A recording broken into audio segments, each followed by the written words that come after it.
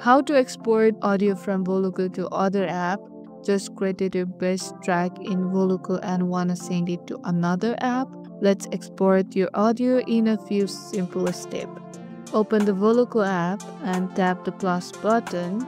Record your audio or open an existing project. Once you have applied effects and preset, tap the continue. On the top right, tap the share icon, arrow pointing up or out. This opens your export options. Select download with audio to export as MP3 or WAV. Some versions let you choose quality settings too. After export, you will see sharing options like WhatsApp, Instagram, TikTok, email, or cloud storage. Tap your preferred app. Voloco will send the files directly.